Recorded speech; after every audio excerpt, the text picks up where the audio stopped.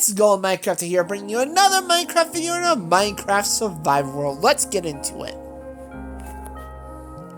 Also, forgive the audio today. I apparently am very congested because I just did my yard. I just mowed my lawn, so I am very congested, evidently. At least a little bit. I don't feel too congested, but I sound very kind of nerdy today, so do forgive that. I'm sorry. There's not much I can do about it. My allergies are just bad this time of year when I'm mowing the lawn or doing outside stuff, which I always am because I love the garden, love to run around the woods, I love to do everything like that. So, speaking of that mowing the lawn, while I was mowing the lawn, I was taking care of this back portion of my yard where the previous owners kept like a fire pit, well, a fire burning barrel, a burn barrel, but it ended up they didn't actually use or anything. It just kind of was a section to grow weeds. It's very uneven. It's close to the fence of the trailer park, and it's absolutely covered in vines of grapevines and poison ivy alike. And I do have wandering. I almost called it wandering jade. That's not the right word. Not in the tropics. I do have some Virginia creeper, which if you don't know, it's kind of like the poison. It kind of looks like poison oak, and it has that 5 different leaves in a group, and it usually has blueberries and mature plants. I've never really seen too many mature plants, but it's another very viney plant that takes over, and I have a lot of that going on back there, so I have to clean up that back area there. There's also a lot of garbage around there. But the plan is to actually put some cardboard down there, and then I'm going to take some dirt and some dirt and some wood chips, because my city has a compost site where I can go there and get a bunch of free dirt and stuff. So my plan is to make it kind of a nice level area. But the point of the story is that when I was back there, I was going ahead and checking for plants, because every area that I work in like that, when I was mowing the lawn, or I'm going to do some work in it, and I'm not just going to leave it alone, I do double check it to make sure there's not interesting plants that I would like to remove and maybe grow somewhere else. Or, yeah. Because I do like to move them, and ended up moving about 3 or 4 different type of trees I found. So, 2 of them, well, some of them are oak, I believe, or sarsaparilla. I'm not really sure which. But then another one I have, it kind of has red stem with like 5 different leaves. Also live in Michigan, so it's not very descriptive. But it kind of looks like a walnut leaves where it has the leaf, then like multiple leaflets on it, like multiple parts of the leaves. They're not all attached, but it has them on there. But I found a few of those saplings, which I'm pretty sure there's an invasive plant. But I'm super excited because I believe I have found a couple, at least 2 or 3 mulberry saplings, which I'm super excited about. Because my neighbor has a mulberry tree, and I was just watching a video about mulberries. And also I've seen mulberries growing wild in my yard, in my old house, not in this house. So I know how fast they can grow, but they can literally grow in the first year and produce fruit. So I'm pretty darn excited for that, because if I can have a fruit tree that will actually produce me fruit within a year of my life, I'd be so excited. Because most fruit trees, especially if they're grown from seed, they do not give you fruit until like 5 to 10 years, depending on what kind of fruit it is. So to get a plant that will give me berries within the first year would be amazing, and I absolutely would love to do it. But yeah, so I'm fairly excited for that, and I'm fairly certain it is that. I won't know till it has berries. Honestly, I thought it was either that, or I thought it could have been a rose of Sharon bush too, but mulberry makes more sense because my neighbors right next door to me have a mulberry tree. So it makes sense that the birds came by and dropped it. And that's how it's germinating. Also, my wild raspberry bushes also are starting to get their first little flowers. And I'm so excited! Oh, I cannot wait to do it. Cannot wait to taste a fresh raspberry off my own vine. Oh, delicious. Also have a bunch of wild grapes, which you can't really do too much with because they're super bitter.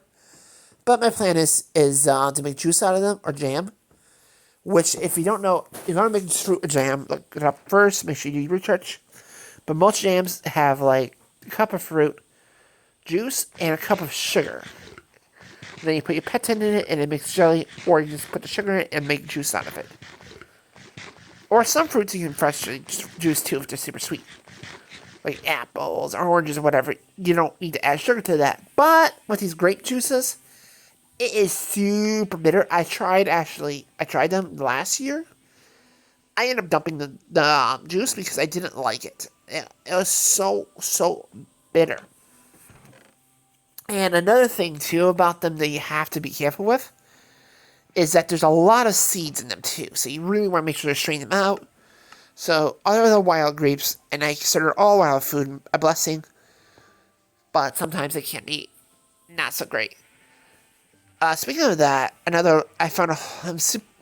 kind of annoyed, but kind of excited at the same time, because I had this area next to my back porch here that I thought a bunch of pumpkins sprouted on, because I threw a pumpkin over there that I had last year, and I left it alone, so I thought the seeds planted themselves, but they started coming up a few months early, so I was like, oh no, since I plant them, so I thought I would throw some crosscloths over them, and protect them, and I was super excited for them. I was like, oh yeah, pumpkins, yes.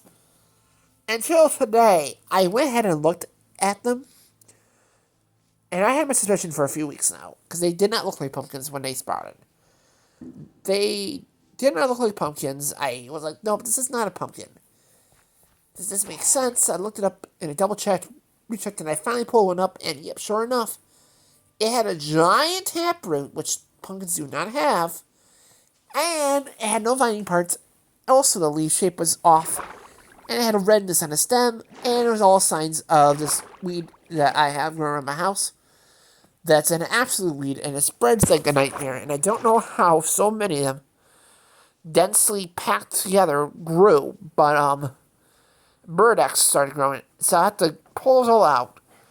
But the good news is, the part I'm excited for is that it also has a bunch of lamb's ears, or lamb's quarters in it, which is kind of a wild plant that tastes like spinach. And it's really good. Also, what I'm doing here is I'm trying to get some corals so that I can harvest them and use them in the aquarium. But it didn't actually end up working. I ended up having to actually go into 2 block water. Then it spawned in some nice coloration.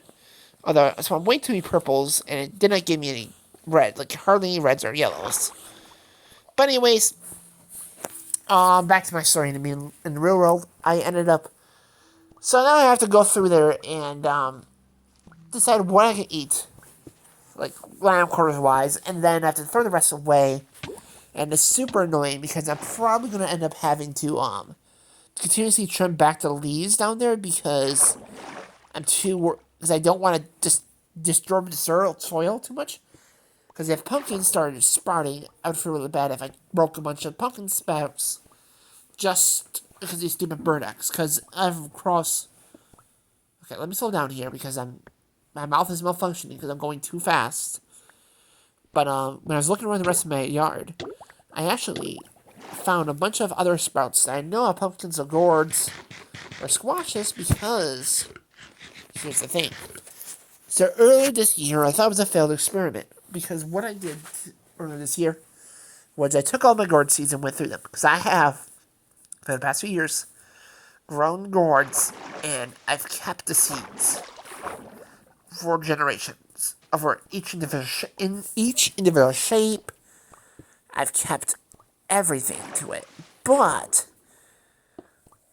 I had way too many seeds to really start. And it was kind of broke this year anyways because I lost my job just before the growing season, which was super annoying. And I took them and put them in a big bowl, and I mixed all the seeds up.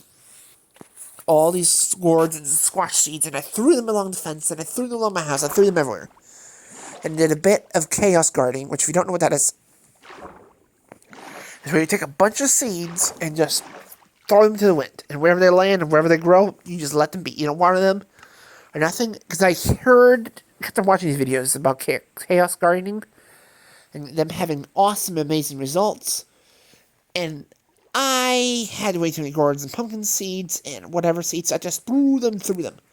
And I thought the birds ate them all or bugs ate them all and it just failed or whatever. But today I found a whole bunch of new sprouts, and I'm super, super excited for them. Because if I get a decorative gourd, I'd be super happy. If I get squash, I'd be super happy. If I get pumpkins, I'd be happy. So I'd be happy with any of these things. But here's a kicker that I learned too, because I was doing some research. Since decorative gourds and squashes and pumpkins are all part of the same family, they can actually crossbreed. So if the decorative gourds crossbreed with the pumpkins or squashes, that might be a little bit of a problem for next year's seeds. Because if I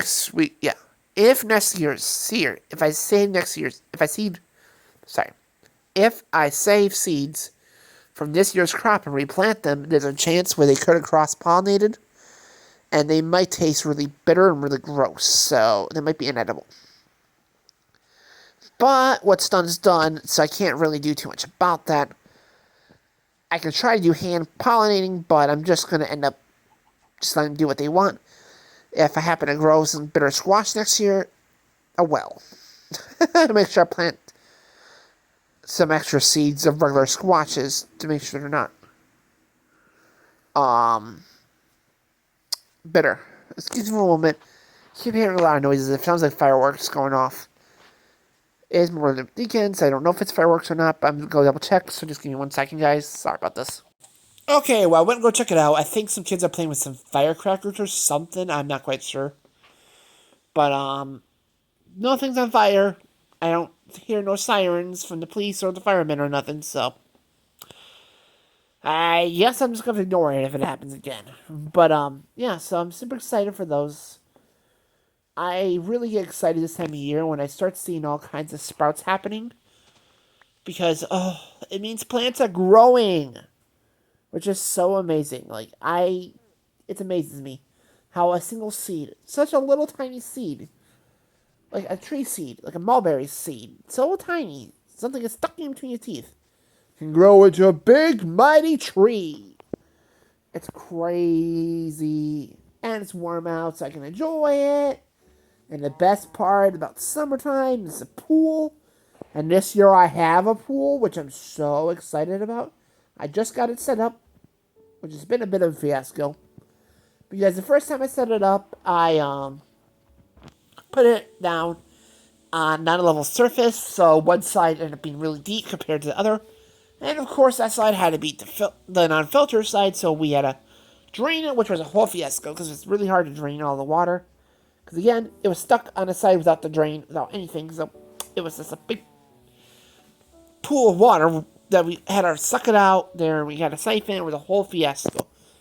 But in the story, we ended up getting it done, and it all looks beautiful. And it's turned out it's a lot bigger than I expected, which I'm so excited for. Because that means I get to swim! Oh, I'm so excited. Also, side note, I was checking the 30-day forecast for where I live, which is Adrian, Michigan, and it said there's an index for 100-degree day in June. And I was like, dang, I heard a bombing. Sorry, I heard the explosion again.